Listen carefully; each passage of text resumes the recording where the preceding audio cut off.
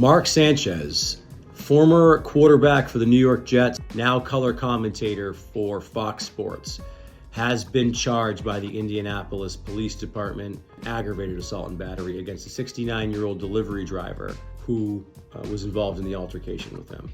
Now, separately from that, the delivery driver and his attorney filed a civil personal injury lawsuit against Mark Sanchez and Fox Sports. Against Mark Sanchez, they're claiming assault and battery, same as the criminal case. Against Fox Sports, they're claiming negligent hiring, supervision, and retention of their employee, Mark Sanchez. So, assault and battery. The criminal case is going to play itself out. If there is a finding of guilty by a jury or a judge, then that will have what's called a res judicata effect on the civil case, meaning a court has already determined that he is responsible. He will also be responsible in the civil case. If he's acquitted, then in the civil case, they can still prove that he is responsible for assault and battery, and they can do so by a lower standard. Remember, in a criminal case, you have to prove your case by beyond a reasonable doubt standard. In a civil case, you have to prove your case by a preponderance standard, more probable than not. Just because he may be found not responsible criminally doesn't mean he can't be found responsible civilly for assault and battery. We talked about this in the Karen Reed videos I've done. I put the link here in the descriptions.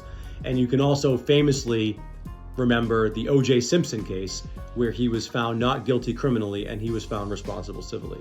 So the next count is negligent hiring, supervision, and retention against Fox Sports. So this might be a difficult one to prove. I understand why the attorney pleaded it in the complaint, but the theory, of course, goes that he was in town in Indianapolis with Fox Sports within the scope of his duties, calling the game between the Colts and the Raiders. Now, clearly at the time this incident occurred, he was not on a microphone in a booth calling a game.